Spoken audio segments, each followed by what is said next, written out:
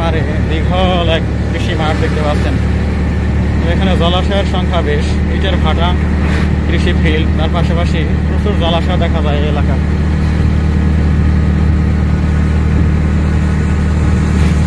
আর এই এলাকা মূলত ঢাকা শহরের পার্শ্ববর্তী বা উপকণ্ঠীয় এলাকা। এখানে কৃষিকাজের পাশাপাশি ইটের ভাটা এখানকার কৃষি অর্থনীতির পাশাপাশি একটা বড় শিল্প। বিশাল নগর প্রকল্পে এইসব ইটের ভাটা থেকেই কিন্তু ইট সাপ্লাই দেওয়া হয়ে থাকে। আর এই এলাকার ইটের মানও কিন্তু বেশ উন্নত বলে আমি জানি।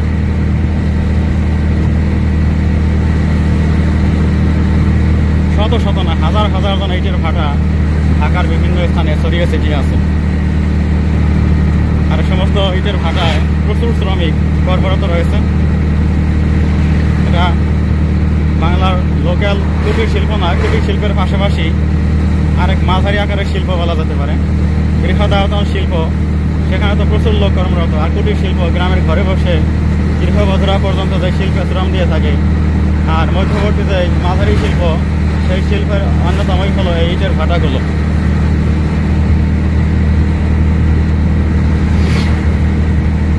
এখন বিকেলবেলা, পরন্ত বিকেলের রোদের তেজ অনেকটাই কমে গেছে, গরমের ভাবটাও অনেকটাই কেটে গেছে।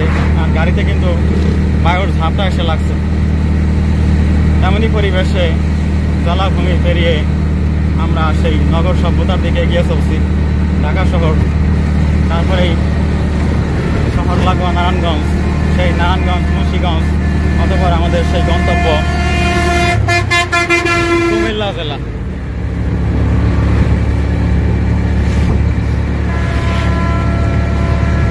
ইন্ডাস্ট্রিয়াল এরিয়া সাভার, নবীনগর, ধামরাই, মানিকগঞ্জের বেসিক শিল্পনগরী সহ বৃহত্তর খিটকা অঞ্চলেও কিছু কিছু শিল্পের রেশ লক্ষ্য করা যায়। মোট কথা, বৃহত্তর ঢাকার যে জেলাগুলো মানিকগঞ্জ, নারায়ণগঞ্জ, মুন্সিগঞ্জ, গাজীপুর, ঢাকা, নরসিংদী, এই যে বাংলাদেশের মধ্য অঞ্চলের জেলাগুলো, এই জেলাগুলো কিন্তু শিল্পে বৃহৎ অবদান রেখে চলেছে। আর সে বৃহত্তর ঢাকারই একটা অংশ আমরা অতিক্রম করছি। মানিকগঞ্জ টু হেমায়তপুর আঞ্চলিক মহাসড়ক, এই সড়কে আমরা সম্ভবত মানিকগঞ্জ জেলার সীমানা এতক্ষণে পেরিয়ে চলে এসেছি।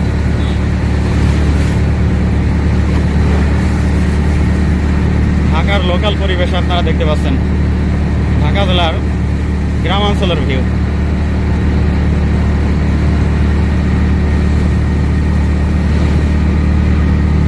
রাজধানী ঢাকা শহরের সেই যানজটের দুর্দান্ততা পেরিয়ে গ্রামে আসে মানুষ। একটু ছুটির সময় পেলেই বিকেলে প্রাইভেট কারের ঝাঁক দেখা যায়।